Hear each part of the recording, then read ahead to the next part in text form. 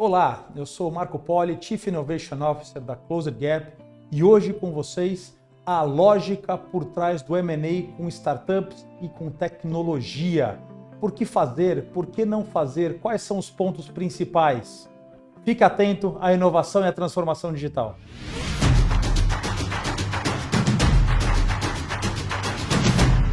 Então, todo mundo que trabalha no meio corporativo já escutou falar de M&A alguma vez na vida, né? M&A, M-E-A, né? Mergers and Acquisitions do inglês, em português, menos usado, mas o termo é fusões e aquisições. Fusão e aquisição é quando uma empresa se funde a outra empresa, ou com um nível razoável de igualdade, quando a gente chama uma fusão, ou quando uma é muito maior do que a outra, e aí a gente geralmente se refere a isso como uma aquisição. É quando duas empresas, de alguma forma, se tornam uma e conseguem andar juntas a partir de algum momento. E isso acontece desde que as empresas são empresas, ele vem desde que as personalidades jurídicas começaram a se apartar das pessoas centenas de anos atrás, e tem sempre diversas lógicas por que eles são bons e também muitas críticas de por que eles podem não ser bons. Então, eles são uma estratégia arriscada, porém, existem empresas que são muito proficientes em crescer, em conseguir atingir os seus objetivos, comprando ou se fundindo a outras empresas. E claro, na economia exponencial, na economia da inovação e na economia das startups que nós vivemos hoje, isso não é diferente. Aliás, muito pelo contrário.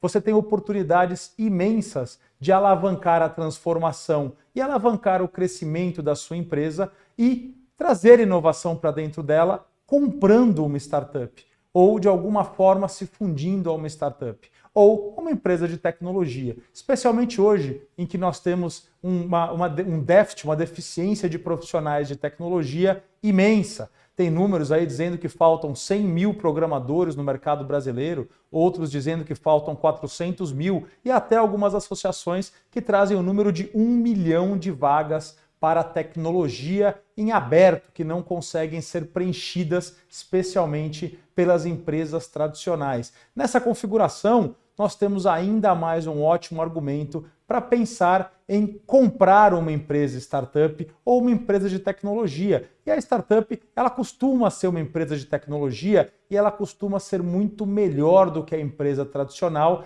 na atração desse tipo de talento. Então, quais são as lógicas por trás de você pensar em fazer uma aquisição ou uma fusão com uma startup ou uma empresa de tecnologia? A primeira delas é por produto. Então você olha e fala, nossa, essa empresa tem um produto que, se eu conseguir capturar com uma forma de sinergia com o meu restante da minha oferta, com a restante da minha oferta, eu consigo pegar o meu 1.000, pegar os 50 da startup e transformar em 1.200. Então essa é a primeira lógica. Eu vou conseguir alavancar a venda desses produtos da startup ou usar os produtos e a tecnologia dela para alavancar as minhas vendas, porque eles são de alguma forma sinérgicos. Então a primeira é por produto, por tecnologia. Mas também existe aquela compra por tipo de mercado ou por atuação em setor. Então, se uma startup cresceu, ganhou musculatura e ela conseguiu tomar um mercado relevante nesse seu processo de crescimento, ela também pode ser um bom alvo para aquisição. Assim, eu consigo fazer o que a gente chama de crescimento inorgânico. É aquele crescimento onde eu comprei alguma coisa que já estava com ponto de presença, já estava lá e adicionei a minha estrutura. E a terceira, o grande motivo pelo qual as startups são comprados é pela equipe que está fazendo esses produtos e serviços que ela oferece no mercado. Às vezes também chamado de acqui-hire, quer dizer, eu não estou só comprando, eu estou também contratando os talentos que vêm nessa startup, porque as startups, elas costumam ser melhores na formação de times inovadores e de times de tecnologia do que as empresas tradicionais. E isso por diversos motivos, mas acho que não é o foco explicar por que isso acontece, mas acreditem, isso acontece. É frequente que startups consigam formar times de tecnologia, times de produto e times de inovação de forma mais proficiente, de forma mais rápida ou mais assertiva do que empresas tradicionais. Então faz muito sentido para uma empresa tradicional, em vez de gastar grandes recursos para conseguir criar um time que vai então começar a performar em inovação, em desenvolvimento, ela simplesmente vai ao mercado e compra uma startup que já teve esse trabalho, que já montou esse time e tem uma operação performática, ela já performa muito bem estruturada. Então é sempre uma ótima razão para se comprar uma startup. O time está lá, eu avalio o potencial desse time em entregar inovação, entregar transformação digital e entregar desenvolvimento de software, desenvolvimento de produtos, e eu coloco isso na conta da minha lógica para considerar a compra ou a aquisição de uma startup como um todo. Então, quando nós falamos em comprar startups, todo negócio de compra e venda de empresas, ele tem dois lados, né? Tem o que a gente chama de sell side, ou lado da venda, e esse, quando você vai comprar uma startup, ou quando você é uma startup e vai ser comprada por uma empresa, é o lado que está aí a equipe, que está a startup posicionado. E o lado de buy side, que é o lado de quem está comprando esta empresa, quem está fazendo a aquisição ou até a fusão, se você for uma empresa maior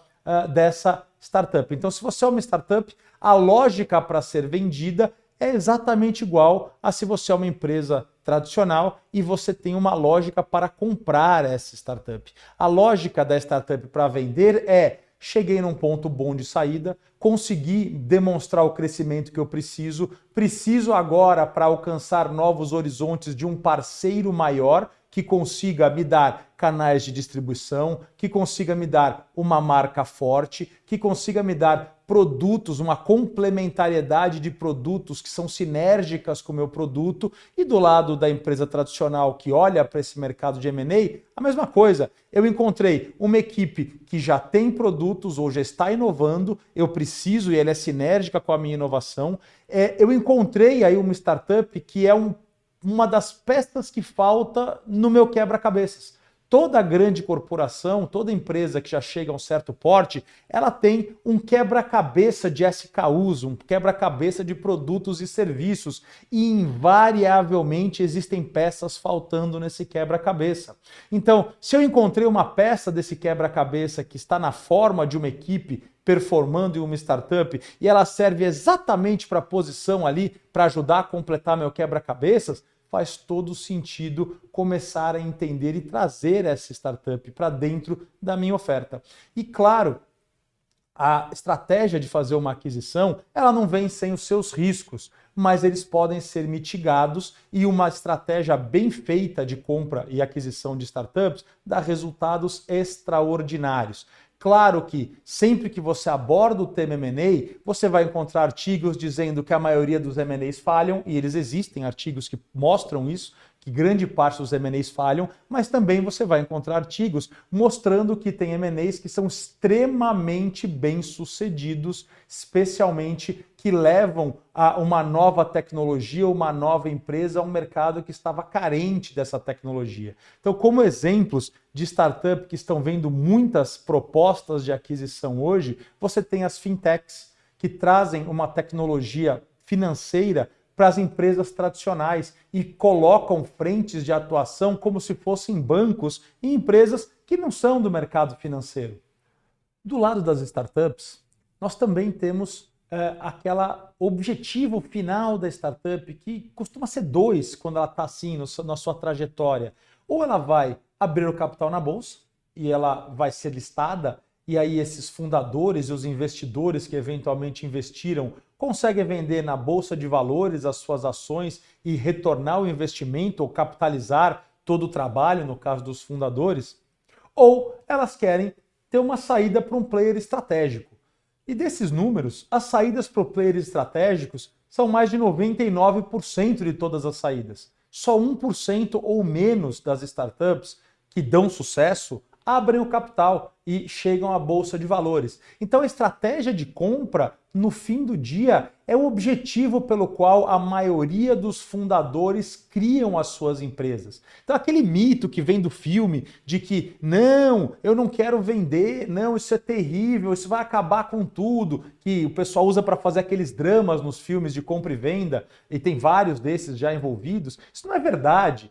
Você senta na mesa com os founders, eles estão sempre pensando em se por acaso uma estratégia de venda para uma empresa parceira não é razoável. Então a estratégia de venda faz parte do jogo, faz parte do objetivo pelo qual os fundadores criam as suas startups e especialmente o objetivo pelo qual os investidores investem nela. Nenhum investidor investiria numa startup se ele não tivesse a possibilidade de recuperar o seu investimento. Isso acontece 99% das vezes através de uma aquisição estratégica, de um M&A com algum outro player do mercado. Só 1% das saídas do retorno dos investidores, do retorno dos fundadores, é na bolsa de valores. 99% ou mais é exatamente através de um processo de M&A. Então, toda vez que você olha uma startup, ela está, de alguma forma, disponível para negociar. E raras vezes que você chame uma para conversar, ela vai dizer, não, nós não estamos no momento de fazer um M&A. Na maioria absoluta das vezes, eles vão querer conversar. E se você é uma startup, é a mesma história. Você quer que os players estratégicos, os compradores se interessem por você, porque é a forma com a qual você também vai capitalizar e se conseguir pular para novos desafios e abrir a sua próxima empresa. Então, uma estratégia de aquisição de uma empresa tradicional para adquirir uma startup é uma estratégia vencedora, uma estratégia campeã para os dois lados. Mas daí começam as dúvidas, aí começam as incertezas. O que será que nós vamos fazer com essa empresa depois que nós compramos? São dúvidas muito relevantes. Por quê? Já que nós temos artigos que dizendo que uma parte significativa dos M&As falham, significa que eu não consigo capturar o valor que está em cima da mesa. E a maior parte dessas vezes que esse valor não consegue ser capturado por uma empresa que está adquirindo uma startup, é porque essa empresa não conseguiu entender a lógica da pós-compra, do pós-deal. O que fazer depois que eu fiz essa aquisição? Então, ela tende, ou as empresas que não estão estrategicamente posicionadas e preparadas para fazer uma aquisição, a tendência natural dessas empresas é, depois de fazer a compra, tentar integrar os componentes dessa startup à sua estrutura. Mas nessa integração, poucas empresas são boas em fazer uma integração em que eu desmonto a equipe da startup e coloco dentro da minha empresa.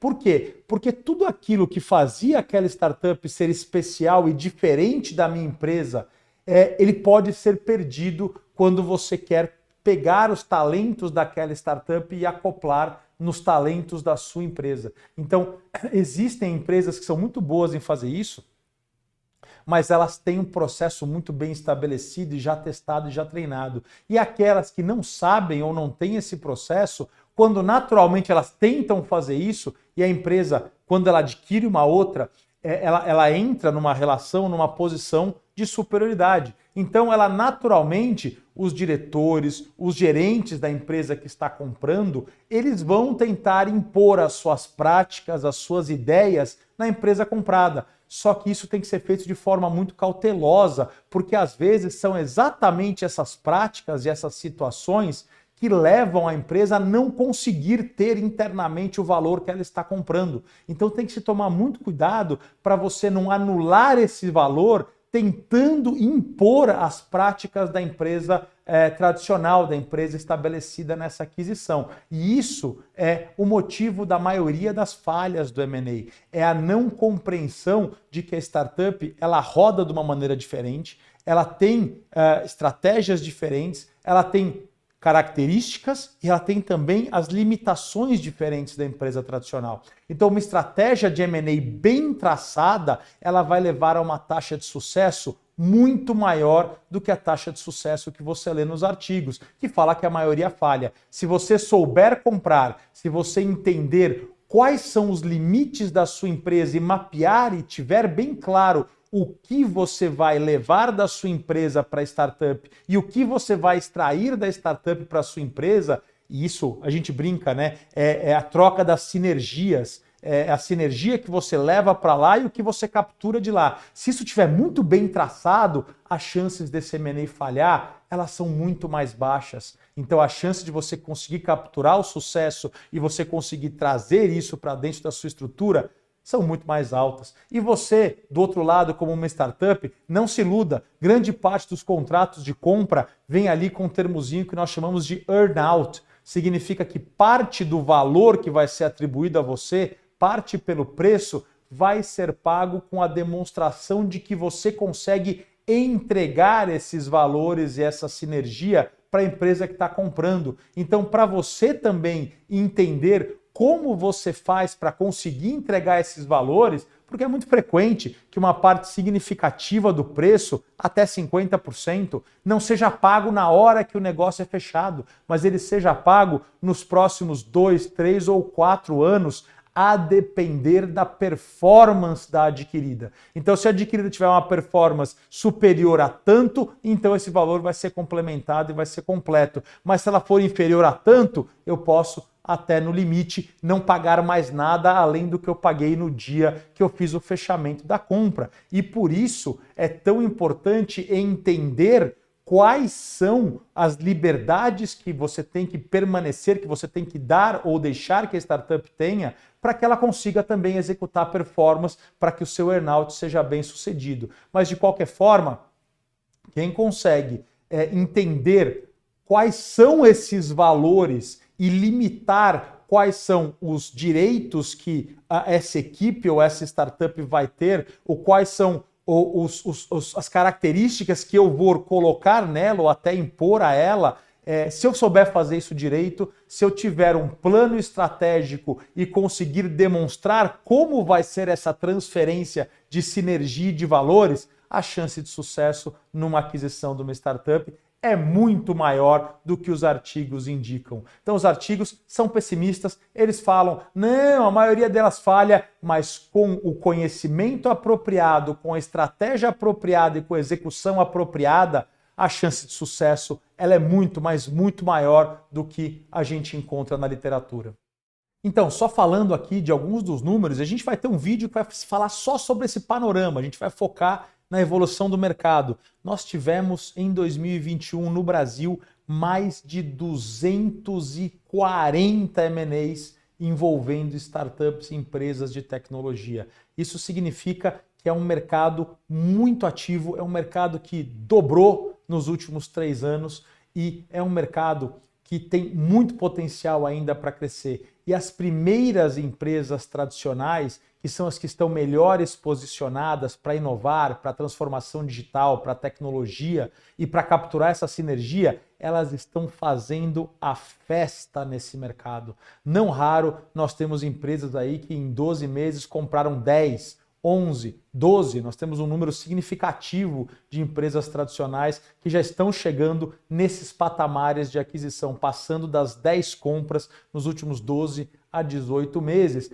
porque como quem hoje chega primeiro está pegando as melhores oportunidades. Então, hoje é um mercado que ele ainda está muito comprador, então o comprador tem vantagem na negociação com o vendedor, mas isso está rapidamente mudando. E entender exatamente qual a estratégia por trás e selecionar também o alvo, encontrar um alvo que consiga trazer sinergia para o seu negócio é uma das partes mais importantes de você aplicar como corporate, como empresa tradicional, uma estratégia de compra de uma startup. Como startup, as startups elas são muito boas nisso, elas literalmente nascem pensando como elas vão ser vendidas, então elas costumam ser proficientes nisso. Claro que um bom acompanhamento e encontrar um bom parceiro para essa aquisição também é uma parte importante para elas. Então essas são as diferenças aí entre o sell side, que é onde nesse nosso caso se posiciona a startup,